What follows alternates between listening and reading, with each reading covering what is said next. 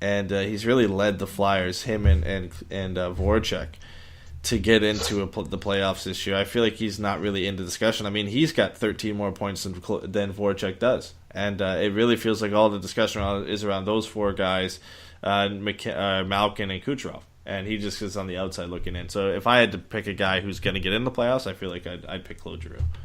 Well, at least you're not picking McDavid. All right, back to the Ducks. We got to stop this one. Yeah, so we can move into the post game stuff here. So I think the first thing and the most influential thing, or the kind of thing that was on the headlines, is that Troy Terry was not in tonight's game, and we had talked about it last game where we thought he probably wouldn't get in because of Randy Carlyle, and it was one of those games where you just don't think he's going to throw in a kid into that game. Of course, he doesn't.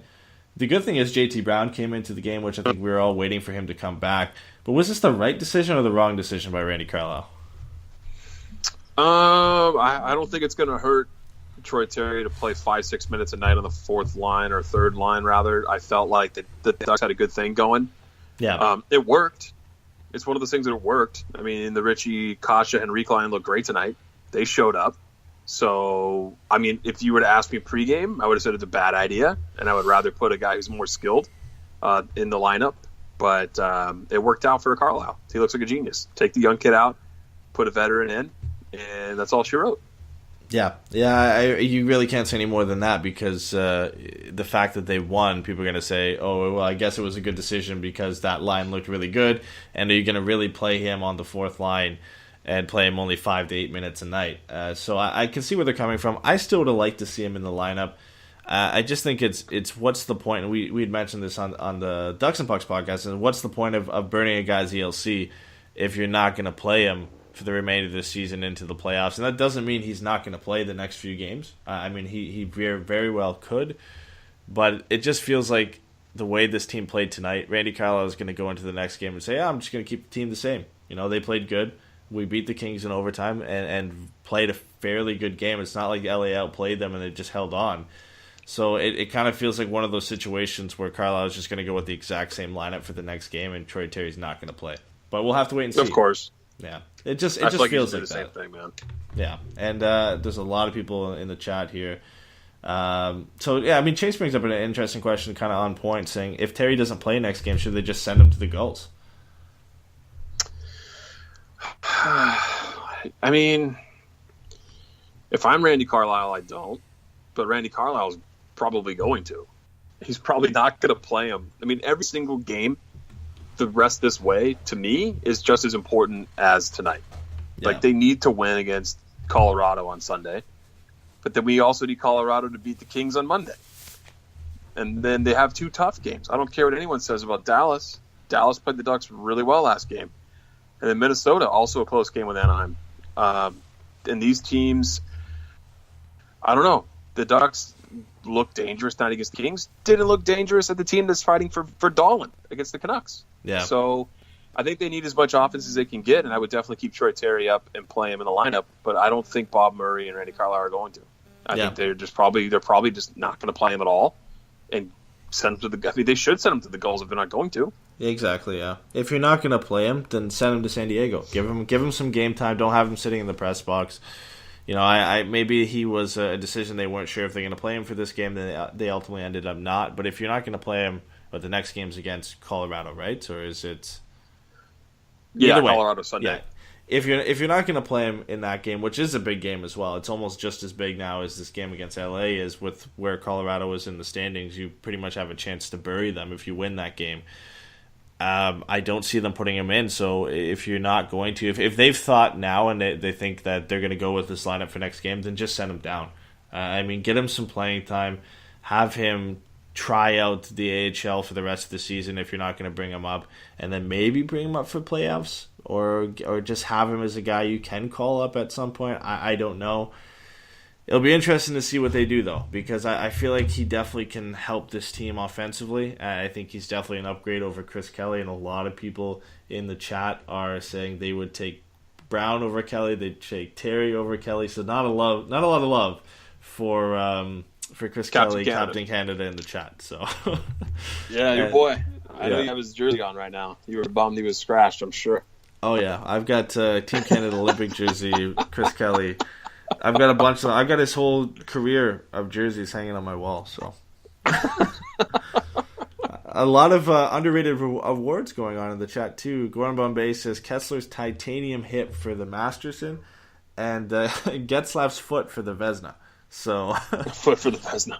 So yeah, so there's a couple, and an elite elite first center Derek Grant for the Selke as well. So why not? If we're throwing out awards, just throw them out to anybody at this point. Of course. All right, so I mean, is that it? You want to talk about Troy Terry? Do you want to throw anything more in there? Or do you think we've kind of covered everything that is to be covered with Troy Terry for now? Yeah, I think we kind of put the cap on Terry for the night. They need to send him to San Diego if they're not going to play him. If he doesn't play Sunday, just send him down. Yeah. Well, I have a question then for you about Ondrej Kase. He had another great game tonight, and I talked about the fact where he kind of shows up for some games where he just looks like one of the best players on the ice, and then sometimes he just kind of disappears. What do you think his realistic potential is? Do you think he's a top 6 guy in the long run? Do you think he's a top 9 guy? I know we've kind of seen a small sample size of him, but where do you think he eventually fits in on this roster? I mean, very promising first real season this year, right? I mean, I felt like he slotted in well with Henrique, and Henrique's not leaving after this season. He's got another year on his contract, so that's good news for Kase. And we pretty much know it's predetermined that Richie's not going anywhere. There'd be a shock to us, as we talked about. So they got that line still going. I feel like he's a good middle 6 guy. He's never going to be the top line winger, I don't feel like. But he's also 22. But I mean, I see him sitting right there on the second or third line. I don't have a problem with that at all. I think that's a great fit. He's got the speed to play in different facets of the game as well. He could be a good penalty killer too. Yeah, and Matt says in the chat that he's kind of a speed version of Silfverberg. Drew saying his creativity is great. Doesn't seem like Randy's style, but he'd like to see more of it.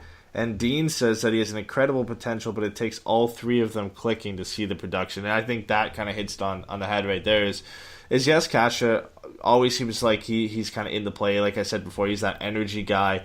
But if the rest of those guys, if Henrique and Richie aren't having a great game, I think it's just kind of hard to see that because he's not really linking up with anybody. And that's not necessarily against him. And most of the time, he ends up looking pretty good and is a spark plug for this team. But I still don't know if I want to say that he's going to be a top 6 guy down the future. I feel like it's, we've seen 51 or 53 games from him last year, 15 points. What I guess you consider a breakout year now with 36 points in the 62 games that he's played. So it's obviously some improvement there. I think next season is going to be the big one for him. If he can continue to improve on his production and become maybe a 40, 50-point guy, or if he's going to be a guy that sits around 30 and 40 and more of a top 9 guy, kind of like what Silfverberg is right now. But there's nothing wrong with that. I mean, when you draft a guy in the 7th round and you get a perennial 30 to 40-point guy, I think you'll take that. And he's the type of guy that is going to be successful with his style of play and how the NHL is going forward. So, I think he's going to be a real valuable piece for this team down the line. I'm just not sure if he's a guy that's eventually going to mold into that top 6 forward. Yeah, I feel like he's middle 6 at best, right? A second-line player at best. Yeah, and Chase says if Kase builds off this season and keeps developing his game like Raquel has, he could be a second-line guy. And I think so, but it's a lot of ifs at this point, right? I mean, we kind of have to see another season from him, I think, to really get that full idea of if he's going to continue to keep improving. Just like we kind of felt that way with Raquel when he first started, and he was, starting to improve each season, but you just needed to see that continued improvement, and I think we're at the same point with Kase right now, but there's nothing wrong with that. I mean, it's always good when you see a guy improve from one season on the other. And Matt says here, too, it would be nice to see Raquel and Kase on the same line at some point, too. That'd be pretty fun. That'd be interesting, right? You got the speed guy with the sniper. I like that. You just got to get Perry off that top wing. That's the only way that they're going to let that happen, and you can't see that happening, right? I mean, but yeah. You got Raquel, his first year, he played 4 games, his first taste in the NHL, no points. Second season, he played 18 games, he had 4 assists. Third season, he had 71 games played, 31 points, 9 goals, 22 assists. And then 2015-2016, 72 games, and that's when he had 20 goals, 23 assists. So that's when we knew, okay, cool, there's the step up from 31 to 43, and then 51 last season, and 66 this season. So it's not out of the question for Ondrej Kase to develop to a score, play with a scoring touch like that. It's just we need to see it. So it's hard to judge, but I think he would fit in fine, like you said, on a second line at best. But I mean, the middle six guy is not a bad spot to be either. Yeah, and there's nothing wrong with that. I think that's probably what leads into a bridge deal for him in the offseason, is so that I think the organization is kind of waiting to see what type of player he turns out to be as well. And that was similar to what Raquel had, because Dean had mentioned in the chat saying, is he wrong in thinking it was similar to Rack's production early on? And I think they're kind of at similar points in their careers based on how their first couple seasons went. The organization gave Raquel that bridge deal, or that contract he has now, thinking that he obviously wouldn't explode into the player he is right now, but knowing he might have the potential to increase his production down the road. And I feel like Cash is going to get something similar in that sense, where they kind of both hope that his production can continue to increase. Do you have anything else, or do you want to move on to the questions? And then we'll have, obviously, the preview of the next games coming up. But I wanted to see if you had anything else you wanted to discuss before we moved on. No, I think hitting the questions would be a good idea. Perfect. Well, we had a question from Chase on Twitter. It's back to Troy Terry here.